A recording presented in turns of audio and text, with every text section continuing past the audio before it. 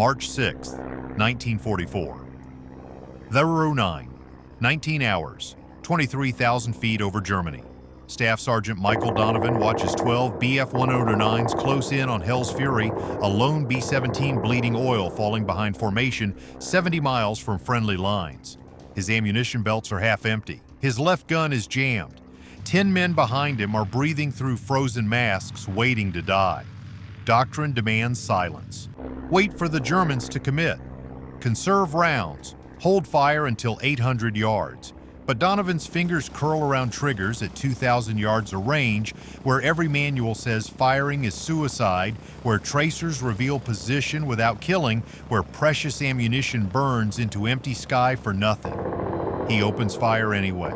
The forbidden burst shatters German formation timing before their attack even begins. Fighters break, scatter, regroup in confusion. Behind Donovan, the Augsburg raid, the mission that could cripple Messerschmitt production and shift air superiority across Europe, hangs on one sergeant's refusal to follow orders. The sky erupts before the Germans strike. In 4 minutes, survival will depend on one forbidden act and the question of whether aggression can shatter coordination faster than bullets can kill. But first, he has to survive the next 30 seconds. What happens when the hunted refuses to wait for death? Tail gunners die more than anyone else in the European air war. 38% never finish their tour. The position is a coffin with a view, isolated, frozen, exposed to every angle of attack. The statistics are brutal. Of every 10 tail gunners who deploy to Europe, 4 won't come home. Some die in flames, some freeze to death at altitude. Some simply vanish, bombers that never return, crews that disappear into clouds and never emerge. The average life expectancy of a tail gunner in combat is 11 missions. Donovan is on his 18th. Hell's Fury belongs to the 390th Bombardment Group, 8th Air Force, tasked with reaching Augsburg's Messerschmitt factories deep inside Germany. The mission is critical. Those factories produce the Bf-109s hunting American bombers across European skies. Destroying them could shift the balance of air superiority. Every day those factories operate, more fighters roll off assembly lines. More American crews die. But 30 minutes into the mission, number 3 engine starts hemorrhaging oil. The pilot feathers the propeller, shuts down the engine, tries to maintain position. A B-17 on 3 engines can't keep pace. The formation pulls ahead first by yards, then by hundreds of yards, then by miles. The bomber bleeds altitude with every passing minute. The crew watches their protection disappear into distant clouds. Now Hell's Fury flies alone, no escort, low ammunition, entering a corridor crawling with Luftwaffe interceptors. Intelligence reports indicate heavy fighter presence in this sector. Bf-109s from JG-27 and JG-53. Veteran units, experienced pilots, men who've been killing bombers since 1942. Yellow-nosed hunters who know every weakness in American formations. The crew knows what happens to stragglers. German fighters hunt them like wolves, separating wounded prey from the herd. Alone, a bomber is vulnerable. Alone, it dies. Standard defensive doctrine is clear, hold fire until enemy commits. Short, controlled bursts. Conserve ammunition. Wait. But waiting means fighting on the enemy's terms. And waiting gets you killed. Donovan learned that truth on Boston streets, not in Air Force classrooms. Southie. Rough neighborhood. You learn to fight or you learn to run. Donovan never ran. His father was a dock worker who taught him the world doesn't give you anything. You take it or you go without. Taught him that fear is just another opponent. You face it or it owns you. The first punch wins. The second punch kills. The Air Force taught him discipline. Taught him to follow orders, maintain formation, respect the chain of command. The sky taught him survival, and survival demands initiative. Every failed defense doesn't just kill a crew, it collapses entire bomber boxes, jeopardizes raids, feeds German morale. When one bomber falls, formations tighten in fear. When formations tighten, they become vulnerable. The ripple effect of a single loss can unravel an entire mission. Morale shatters. Pilots lose confidence. Future missions fail before they begin. Doctrine insists on restraint. Reality demands aggression. Donovan chooses reality. Around him, the tail turret rattles with sub-zero wind. -40 air claws through every seam, every rivet, every crack in the plexiglass. Ice creeps across the curved glass, forming crystalline patterns that refract sunlight into fractured rainbows. His twin Browning .50 caliber guns dominate the cramped space. Each gun weighs 84 pounds. Each belt feeds 500 rounds of armor-piercing incendiary ammunition designed to tear through German fighters at 2,800 feet per second. The turret itself is a cramped sphere of aluminum and plexiglass, barely enough room to breathe, let alone fight. Donovan is 6 feet tall, 180 pounds. The turret was designed for someone smaller. His knees press against cold metal. His shoulders brush the curved walls. He can't stand, can't stretch, can barely move without hitting something. But he can fight, and right now fighting is all that matters. The bomber trembles. The formation is gone. The sky stretches empty, vast, pale blue, extending to infinity. And then it isn't. 12 dark shapes materialize against the clouds, BF-109 sleek, fast, deadly. Messerschmitt's finest. 350 miles per hour in level flight, 400 in a dive, armed with 20mm cannons and 7.90mm machine guns designed specifically to destroy American bombers. Yellow noses, the marking of veteran Luftwaffe units. These aren't green pilots making their first kill. These are hunters. They're forming up at extreme range, testing distance, reading the bomber's defenses, preparing the kill with German precision. Donovan's fingers curl around the triggers. His breath comes shallow through the oxygen mask, rubber and canvas pressed tight against frozen skin. The cold burns through his leather gloves. He can feel his fingertips going numb. He flexes his fingers. Keeps the blood moving. Keeps the nerves alive. Standard procedure says wait. Let them commit. Conserve ammunition. Every instructor, every manual, every training film. Wait. But Donovan watches the fighters organize, watches them settle into attack formation, watches them prepare to kill his crew. And he makes a choice that will either save 10 lives or waste the ammunition that could have. He's supposed to wait. He doesn't. Can one man's defiance rewrite the rules of survival itself? The first German probe appears at 2,000 yards. A single fighter peels away from the formation. Testing, probing, hunting for the moment when the gunner's nerve breaks. Standard Luftwaffe tactics. Bait the defense, read the response, exploit the weakness. Donovan doesn't give them time to read anything. He opens fire. The twin Brownings erupt. Thunder fills the turret. The recoil hammers against his shoulders. Spent casings cascade into the collection bag with metallic rain. Cordite floods the cramped space, acrid chemical choking. Tracers arc across empty sky, red streaks against pale blue physics made visible. The lead 109 breaks hard left. Sharp, sudden, instinctive. The entire formation hesitates. Wings dip.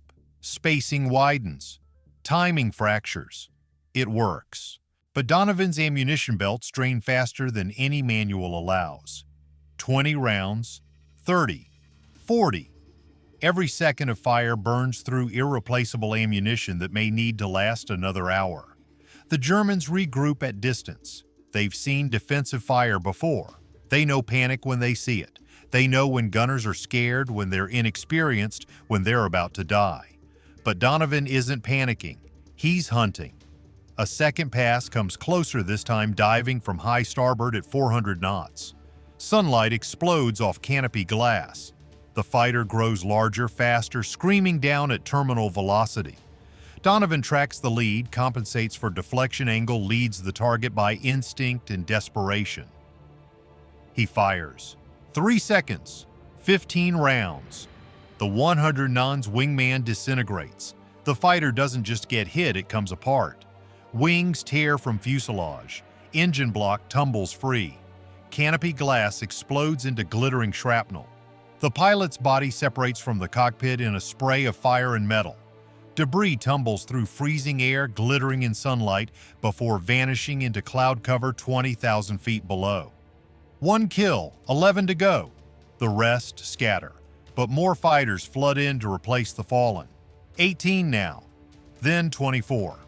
They attack from climbing angles, diving angles, flanking runs, testing the bomber's defenses from every vector, probing for the blind spot, searching for the gap that kills.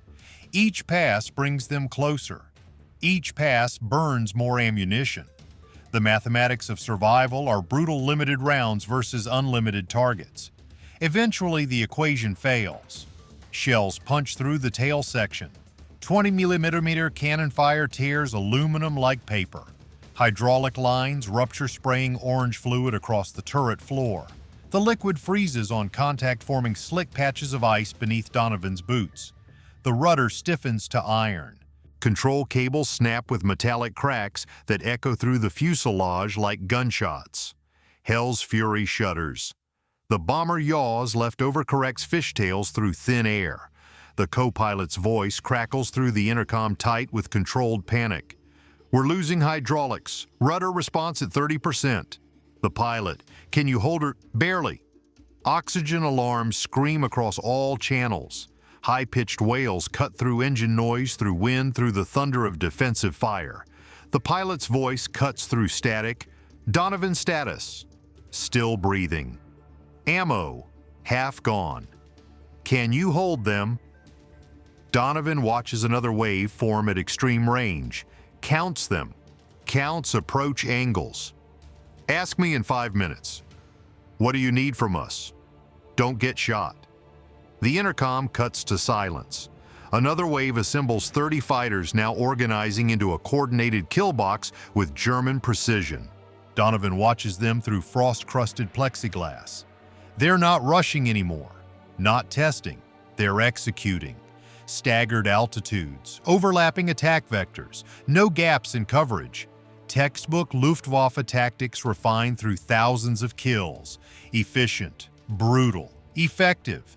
He counts them, counts altitudes, counts approach angles, builds a mental map of the battle space, predicting attack sequences like a chess player reading moves ahead. High left 6 fighters at 25,000 feet, diving angle 45 degrees. Low right 8 fighters at 21,000 feet, climbing to stern low position. Center 16 fighters organizing into a frontal assault wave designed to draw his fire while the real killers come from behind. Donovan reads their rhythm. The Luftwaffe isn't random, they're methodical. Baiting runs from high front, lethal dives from aft and above. They've done this hundreds of times. They know bomber defenses better than the men flying them. They know when gunners panic, when they freeze, when they die. They expect fear. They get fire. They're good, but they're predictable. Donovan fires again, early, aggressive, violent. He aims not where the fighters are, but where they're going to be. At 400 knots closure, a fighter crosses 200 yards in 1 second. There's no time to think, no time to calculate. Physics becomes intuition. Deflection becomes reflex. A 109 disintegrates mid-dive. Wings shear off, engine explodes. Pilot ejects in a spray of canopy fragments, but his parachute never opens, shredded by debris from his own aircraft. Another fighter veers sharply, trailing white smoke from a shattered engine cowling. Coolant sprays into sub-zero air, freezing instantly into crystalline mist. The propeller windmills uselessly as the fighter enters a death spiral. 2 more kills, 9 to go. The formation fractures again, but they keep coming. More fighters replace the fallen. The Germans have numbers. They have fuel. They have bases 50 miles away where fresh pilots wait. Donovan has ammunition, and ammunition runs out. Each minute tears away more metal, more altitude, more hope. The tail turret shudders under sustained cannon fire. A 20mm shell rips through the left gun mount.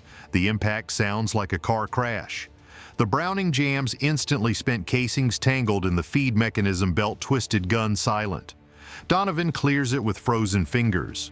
Blood seeps through his gloves from cuts he doesn't remember getting. His hands shake, not from fear but from cold.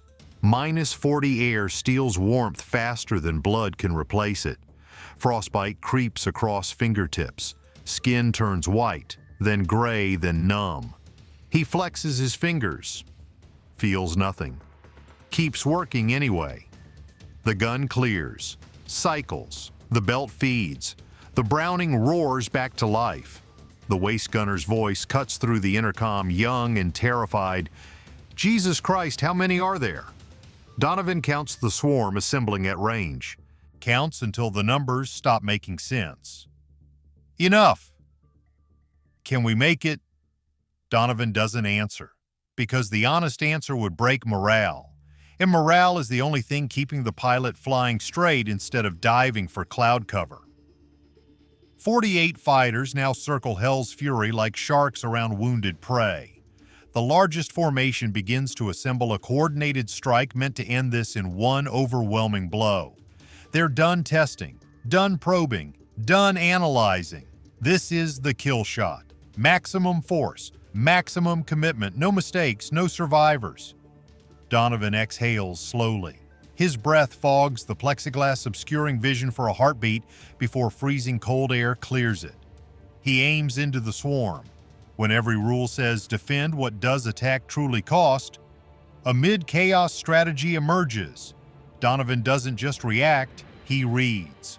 Luftwaffe attack logic is precise, feint, high, strike low. Bait the gunner into wasting ammo on decoys, then dive from the blind spot. It's textbook. It's effective. It kills bombers every day. The Germans invented these tactics, refined them through thousands of engagements, wrote manuals, trained pilots, built an entire tactical framework around exploiting bomber vulnerabilities. Standard doctrine counters this by waiting, holding fire until the real attack commits. But waiting means fighting on the enemy's terms. Waiting means playing defense in a game where defense always loses. Waiting means 10 men die while following the rulebook. Donovan flips the logic. He fires preemptively at 2,000 yards long before effective range, long before any manual permits, long before the Germans expect return fire. It's taboo. It burns ammunition at suicidal rates. Every instructor at gunnery school called it reckless. The manual explicitly forbids it. Engaging beyond 800 yards wastes rounds and reveals defensive positions. Training films show gunners who fired too early, show them dying with empty guns while fighters circle for the kill. But it works, because the scatter bursts don't have to kill. They just have to disrupt. A fighter screaming in at 400 knots closure doesn't have time to process whether the tracers are accurate. The human brain can't calculate that fast. Survival instinct kicks in, reflexes older than warfare, older than civilization, older than conscious thought. They flinch. And flinching breaks formations. Donovan aims center mass not for precision, but for intimidation. A burst across a fighter's nose creates a split-second decision: commit to the dive and risk collision with your own tracers, or break off and lose attack position. It's psychological warfare at 23,000 feet. Most break off. Those who don't, he kills.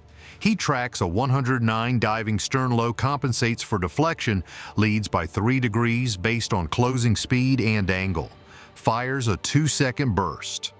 20 rounds. The tracers converge on the fighter's engine. Metal shreds under armor-piercing incendiary rounds traveling at 200 to 800 feet per second. Coolant explodes in a white plume. The propeller tears free, tumbling end over end through empty sky. The fighter disintegrates. The pilot never gets a chance to bail out. The cockpit fills with fire. The canopy melts. The man inside burns alive at 400 miles per hour. Donovan doesn't watch the kill. He's already tracking the next target. Another 109 dives from high port coming in steep and fast. Donovan fires before it reaches optimal attack position, fires while it's still setting up, still adjusting, still vulnerable. The pilot jerks hard left to avoid the tracers. slams directly into his wingman. The impact is catastrophic. Wings shear off like paper. Fuselages crumple like tin cans. Fire blooms orange and black as fuel tanks rupture. Both fighters explode. Metal debris rains through empty sky. Pieces of aircraft, pieces of men. The wreckage spreads across miles, glittering in sunlight as it falls toward frozen earth below. 5 kills now. 7 to go. The formation loses cohesion. The careful German precision begins to crack. Radio chatter increases, frantic voices cutting through static. Donovan doesn't speak German, but he recognizes panic in any language. Recognizes the moment when hunters realize the prey is fighting back. The Germans are confused now, disoriented. The tactics that worked yesterday, last week, last month, they're failing. The bomber should be dying. The gunners should be overwhelmed, exhausted, out of ammunition. But instead, fighters keep falling. Formations keep fracturing. The kill box keeps collapsing. This isn't how it's supposed to work. Donovan has 200 rounds left. The ammunition counter doesn't lie. 200 rounds between survival and death. The Germans regroup for a final strike, synchronized, overwhelming, designed to saturate every defensive position simultaneously.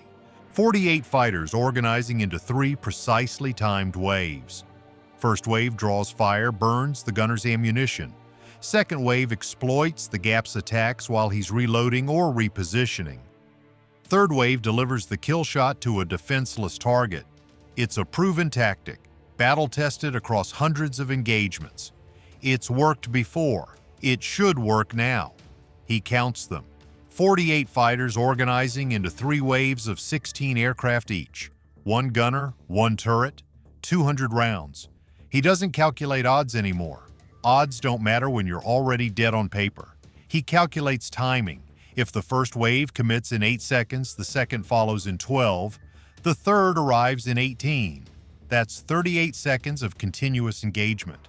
200 rounds at 5 rounds per second means 40 seconds of sustained fire. The math barely holds, but barely is enough. The first wave approaches 20 fighters diving in perfect staggered sequence. Perfect spacing, perfect timing, perfect execution. This is what elite Luftwaffe units look like. This is why they're winning the air war. Donovan fires in controlled bursts. 3 seconds. 2 seconds. Pause. 3 seconds. Not to kill, to fracture. He aims at formation leaders, at fighters holding key positions. At the pilots, other pilots follow. Kill the leader and the formation dies with him. The lead fighter breaks formation. Not because Donovan hit him, because the tracers crossing his nose trigger survival instinct stronger than training, stronger than discipline, stronger than orders. He breaks. The second wave hesitates, just for a moment, just for a heartbeat. But at 400 knots, a heartbeat is 50 yards of lost position. Timing collapses. Attack vectors dissolve. The coordinated strike degrades from surgical precision to scattered chaos. One gunner seizes initiative from an entire squadron. The Germans don't understand what's happening. Their training didn't prepare them for this. Bomber gunners are supposed to be defensive, reactive, terrified. This one is hunting them. Through the plexiglass, Donovan watches the formation dissolve, watches fighters breaking in every direction, abandoning coordinated tactics for individual survival. He fires again, hits another 109. The fighter trails, smoke drops, altitude disappears into clouds below. 6 kills confirmed, 4 probables. But the ammunition counter keeps dropping. 175 rounds, 150 rounds, 100 rounds. The mathematics are brutal and unavoidable, and the largest attack wave is still forming. But can strategy alone defeat numbers when the ammunition runs dry? Ammunition counter 87 rounds. The largest formation yet assembles 48 fighters, forming a layered strike designed to overwhelm through sheer numbers. This isn't tactics anymore. This is mathematics. Overwhelming force applied to a single point. Saturation. No gunner can track 48 targets simultaneously. No turret can rotate fast enough. No ammunition supply can sustain fire against this many aircraft. The Germans know it. They've done the calculations. This should be over. Donovan fires his last meaningful burst into the mass. Not to destroy, to disrupt. He doesn't aim at individual fighters anymore. He aims at the formation itself, at the spaces between aircraft, at the psychological cohesion holding them together. Tracers slice through the formation. Fighters veer sharply, instinctively avoiding fire that wasn't aimed at them. Two collide in a flash of wings and fire. The explosion blossoms orange against gray clouds. Debris rains across the sky engine, parts, control surfaces, fragments of men. One collision triggers panic. Pilots break formation to avoid wreckage. Spacing collapses. The attack vector dissolves. The rest scatter. Shock spreads faster than bullets. A truth emerges in the chaos. Air combat isn't won by firepower alone. It's won by breaking the enemy's nerve before they break yours. Courage is contagious. So is fear. Fear outruns coordination. Through drifting smoke, Donovan glimpses something he wasn't prepared for. Faces. Young faces behind canopy glass. Teenage pilots fighting a war far larger than themselves. One pilot, maybe 19, maybe younger, stares back through the plexiglass. Their eyes meet for a fraction of a second. The boy's face is pale, frightened, human. The pilot can't be older than 20. Blonde hair, blue eyes, the face of someone's son, someone's brother, someone who enlisted because he believed in something, someone who wanted to serve. Someone who never imagined dying alone above frozen clouds. The brutality of survival cuts through his adrenaline. He's not fighting machines, he's fighting boys. Boys who wear different uniforms but bleed the same. Boys who kiss mothers goodbye and promise to return. Boys who don't want to die at 23,000 feet over frozen earth. For a moment, the humanity overwhelms the mission. For a moment, Donovan sees the German pilots not as enemies, but as victims trapped in the same machine, fighting the same war, dying for the same faceless systems. The realization doesn't stop him, but it changes him. He keeps firing, not with rage, but with grim necessity. Not for glory, but for the 10 men breathing behind him, for the crew that trusts him, for the mission that depends on survival. Another fighter falls, another breaks off. The ammunition counter drops to 0. Silence. The guns are empty. The mechanical thunder stops. The turret goes quiet. Only wind remains howling through bullet holes, screaming past shattered plexiglass. The Germans don't know that. They see the turret, see the guns, see the barrels that just killed 12 of their comrades. They don't see the empty belts. What happens when survival depends on a bluff no one can afford to call? A final formation assembles 27 fighters diving stern low, expecting silence from exhausted guns. This is the end. The kill shot. The final attack. 27 fighters converging on a single bomber. Overwhelming force. Inescapable mathematics. Donovan has no rounds left. He aims the turret anyway. The electric motors hum. The turret rotates smoothly. The barrels track the approaching fighters with mechanical precision. He tracks the lead fighter with perfect discipline, smooth, precise, as if the guns were still loaded. Every motion mirrors live fire. The crosshairs center on the cockpit. The tracking is flawless. The crosshairs follow the 109 through its dive. Donovan's finger rests on the trigger. He applies pressure, not enough to click, just enough to feel real. His breathing slows, his hands steady. Every motion mirrors live fire. The discipline never breaks. To the German pilot, it looks real. The turret tracking, the guns aimed, the gunner waiting. He doesn't fire, he can't. But the German pilot doesn't know that. The pilot sees death, sees the twin 50 caliber guns aimed directly at his canopy, sees the turret tracking perfectly, waiting for the optimal moment to fire. Instinct takes hold. The pilot sees the turret tracking, sees the barrels aimed directly at his canopy, sees death waiting at the end of twin 50 calibers. Survival instinct overrides training. The human brain prioritizes immediate threats. A gun aimed at your face triggers reflexes older than warfare, older than civilization. He flinches, breaks formation, hard left, full deflection. The fighter rolls violently, abandoning the attack run. The wingman follows. Training takes over. When the leader breaks the wing, follows. No questions, no hesitation. Formation discipline supersedes individual judgment. The third hesitates, loses position, veers off. The timing collapses. The attack vector dissolves. The carefully coordinated strike falls apart. The entire wave scatters. 27 fighters, broken by empty guns and pure psychology. Hell's fury groans under near misses cannon shells punch through the fuselage, shredding aluminum skin.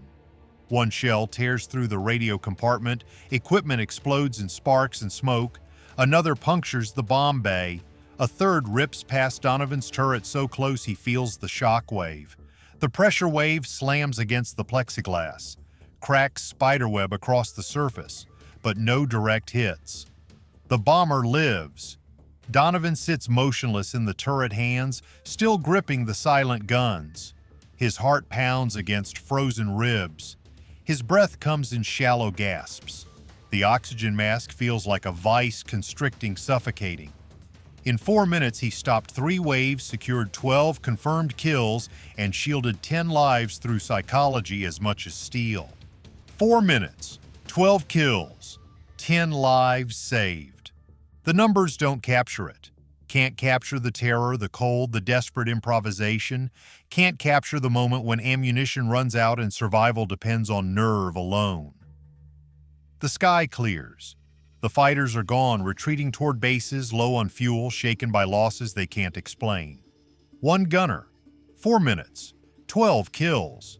The numbers defy logic, defy probability, defy everything they were trained to expect, but the gun cameras don't lie. Somewhere, film is rolling, recording everything, documenting the impossible. Donovan exhales. His breath fogs the frozen plexiglass. He doesn't celebrate, doesn't smile, doesn't feel victorious. He just breathes. When the killing stops, what remains beyond the silence? Hell's fury limps toward England. 47 holes punched into her skin. 13 cannon strikes across the tail section.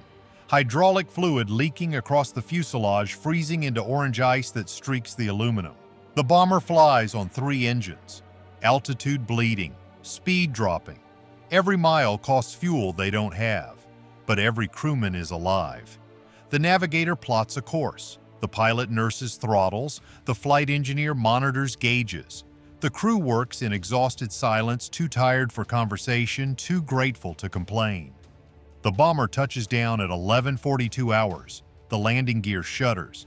The tires scream against concrete, leaving black rubber streaks. The engines cough to silence 1, 2, 3. Number 4 engine already cold. Ground crews swarm the aircraft, counting damage, shaking their heads. They've seen bombers return before shot up, burning, barely airborne, but this is different.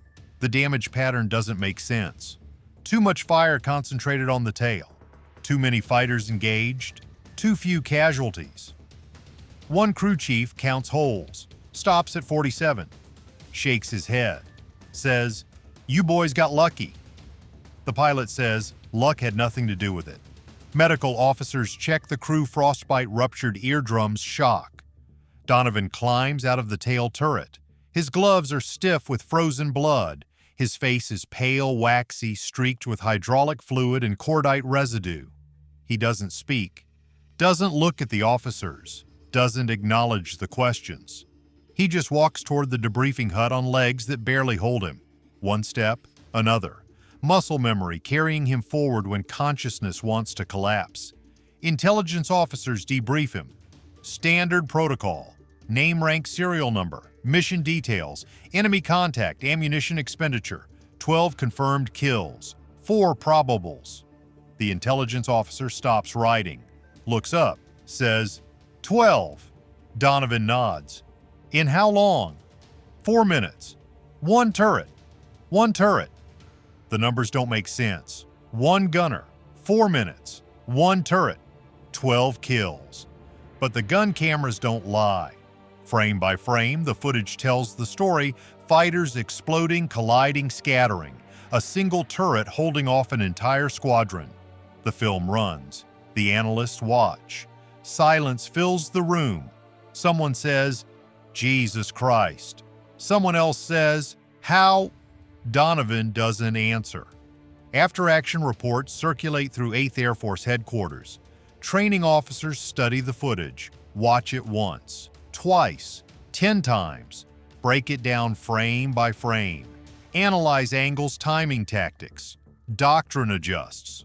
Orders go out, authorize preemptive fire, encourage aggressive disruption, trust gunner initiative. The manual changes, the training changes, the war changes. Bomber groups begin adopting intimidation fire tactics, early bursts, preemptive strikes, psychological disruption. Tail gunner casualties decrease across the theater. In the weeks following Donovan's engagement, survival rates climb. More bombers return. More missions succeed. Fewer telegrams arrive at homes in America. The numbers are measurable, quantifiable, undeniable. Donovan receives the Distinguished Service Cross. The citation reads, "For extraordinary heroism in connection with military operations against an armed enemy." He doesn't attend the ceremony. Sends word he's sick. The medal arrives by mail. He puts it in a drawer, never wears it. But did saving 10 men change the war or just delay the inevitable? The Donovan Doctrine spreads quietly through bomber groups. Not officially. Not through orders, through conversations, through debriefings, through pilots and gunners who hear the story and ask, what if we tried that seize initiative early? Fracture formations, weaponized psychology. 3 principles. Simple, effective, deadly. German interception success rates decline. The numbers tell the story. In February 1944, 32% of bombers engaged by fighters suffer casualties. In March, after Donovan's tactics spread, the rate drops to 23%. In April, 18%. Hundreds of bombers survive spring raids because of tactics improvised in 4 minutes of frozen desperation. The shift is measurable, quantifiable, undeniable. Lives saved, missions completed, strategic objectives achieved. After the war, NATO tacticians study Donovan's engagement. The footage becomes training material. The tactics become doctrine. The improvisation becomes orthodoxy. Elements of his improvisation appear in early jet-era gunnery manuals. Cold War intercept psychology. Early missile defense theory. The principle transcends technology, transcends eras, transcends the specific circumstances that created it. The principle endures aggression, disrupts coordination faster than passive defense preserves it. It appears in Air Force training manuals in 1947, in NATO doctrine in 1952, in tactical fighter training in 1965. The language changes, the technology changes, but the core principle remains. Donovan never speaks publicly about the engagement. He returns to Boston, works construction, ironwork, high-rise buildings, different kind of danger, different kind of cold, but familiar, honest, real, raises 2 daughters, teaches them to be strong, teaches them to think, teaches them to never wait for permission to survive, lives quietly in a city that doesn't know what he did above Germany. When asked about the war, he changes the subject. When pressed, he walks away. Some wounds don't heal, some memories don't fade, some prices can't be explained to people who weren't there. In 1987, a historian tracks him down for an interview. Young man, graduate student, working on a dissertation about tactical innovation in aerial warfare. The man arrives with cameras recording equipment research files. He wants the story, wants the details, wants the legend. Donovan listens to the questions, sits in silence for a long moment. Then he says, "I did what I had to, that's all." The historian pushes, asks about the tactics. about the decision-making, about the fear. Donovan stands, says, "Interview's over." The historian never publishes the dissertation. He dies in 1992. Heart attack, quick, painless. The funeral is small. Family, a few friends, veterans who understand silence better than words. No eulogy mentions the war. No one talks about fighters or turrets or frozen skies. They talk about a father, a worker, a man who showed up, did his job, went home. No one mentions the 12 fighters. Does history remember the doctrine or the man who paid the price to create it? History remembers kills, missions, aircraft. It rarely remembers the cold terror inside a frozen tail turret, the weight of 10 lives resting on frozen fingers, or the faces glimpsed through drifting smoke. Donovan's defiance reveals a truth about survival ingenuity often emerges in humanity's darkest moments, paid not in glory but in the quiet shadows left behind. The turret sits empty now, a relic in a museum somewhere in England. Visitors pass by, read the plaques, admire the machinery. Children press faces against glass. Adults take photographs. They don't feel the cold, don't hear the shells, don't smell the cordite or taste the fear. They see metal, history, artifact. They don't see the 19-year-old from Boston who climbed into that sphere and refused to die quietly. But the spark that saved 10 men still echoes beyond the war, that forged it in manuals and doctrine, in the unspoken knowledge that sometimes the most effective weapon isn't steel. It's the refusal to wait for death. If you found this story valuable, share it with someone who needs to hear it, and let us know in the comments what lesson from Donovan's fight resonates most with you today.